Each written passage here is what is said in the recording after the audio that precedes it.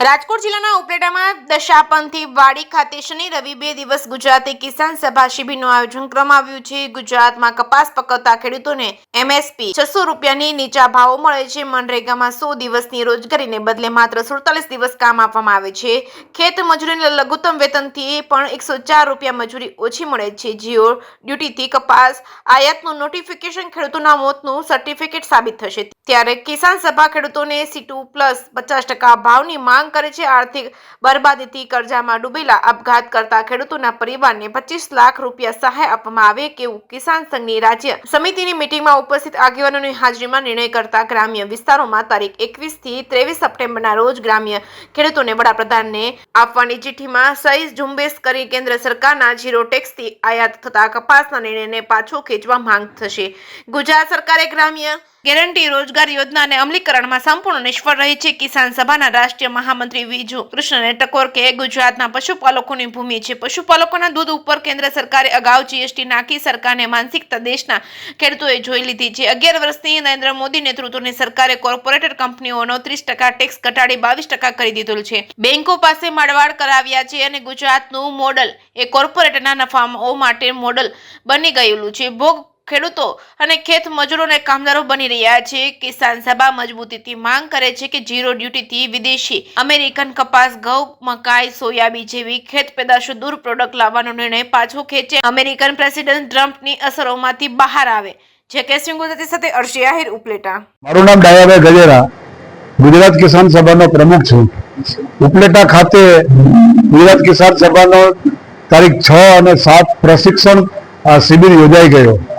ખાસ કરીને કિસાન સભાને આ રાજ્યમાં મજબૂત કરવા માટે જે કાંઈ બાબતો છે સંગઠન અંગેની, એ બાબતોની બહુ વિસ્તૃત ચર્ચાઓ થઈ। સરકારની જે કાંઈ નીતિઓ, ખેડૂત વિરોધી નીતિઓ છે, એ નીતિઓની પણ સ્ટેટ કાઉન્સિલમાં બહુ ગહનતાથી ચર્ચાઓ કરવામાં આવી। ગુજરાતના ખેડૂતોને લાગે વર્ગે છે ત્યાં સુધી દિવસે ને દિવસે ગુજરાતનો ખેડૂત પાયમાલ થતો જાય છે અને ગુજરાતના ખેડૂતોને કોર્પોરેટ કંપની અને મોટી કંપનીઓને લૂંટને હવાલે આ સરકાર કરતી જાય છે, એવા નિર્ણયો કરતી જાય છે।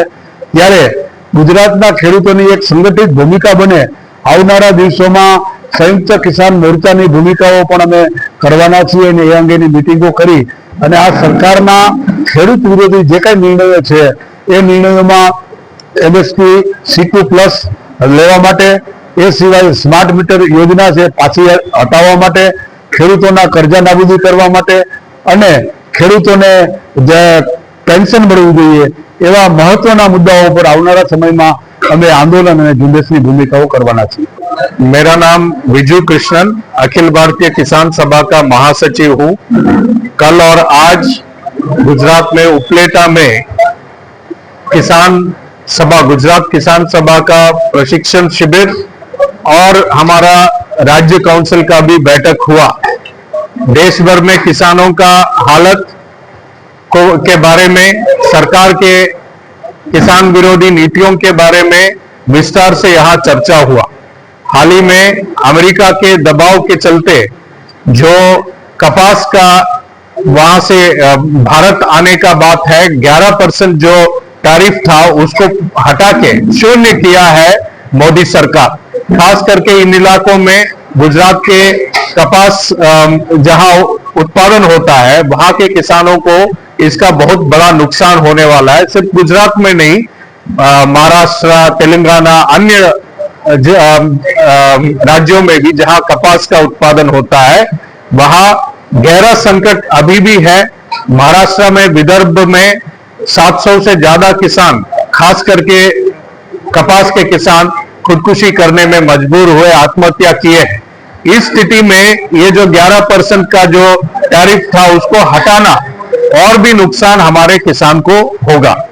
मोदी सरकार अमेरिका का दबाव में और भी जो पूंजीपति देश के साथ समझौता, मुक्त व्यापार समझौता कर रहे हैं। गुजरात दूध उत्पादन में बहुत आगे है और यहाँ सरकारी क्षेत्र में भी किसान को दूध उत्पादन में काफी ज्यादा गुजरात में किसान को भी फायदा हुआ है।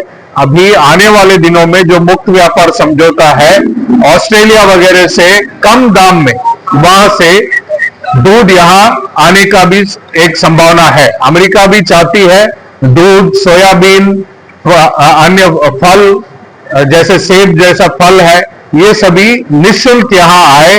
ये हमारे किसान को और ज्यादा गहरा संकट में डालने वाला है। इसी दिशा में हम लोग सितंबर 21, 22, 23 को पूरा कपास जहां जहां उत्पादन हो रहा है वहां पे केंद्र सरकार का के लिए एक मेमोरेंडम, प्रधानमंत्री को एक मेमोरेंडम देंगे। बड़ा आंदोलन का भी निर्णय आने वाला दिनों में हम लोग करने वाले हैं।